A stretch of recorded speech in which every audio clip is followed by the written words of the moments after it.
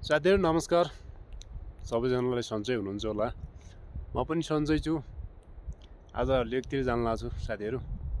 लेकतिर भन्दा पनि यस्तो पहाड भएको ठाउँमा, अनि डाँडा काँडा हरियाली त खासै छैन, तर ठिक छ, एकदमै राम्रो छ ठाउँ।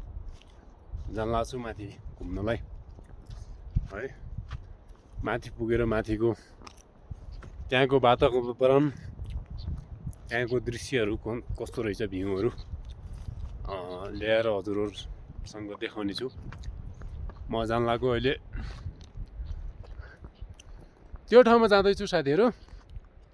अनि त्यो ठाउँमा गएर त्यता भएको त्यहाँको कस्तो छ हेर्ने लायकको, अनि त्यो सबै ल्याएर तपाईँहरू सामु देखाउने छु। लेकतिरको यात्रा छ, अनि हजुरहरूलाई के कसो छ, सन्चै हुनुहुन्छ होला भन्न चाह्यो होइन।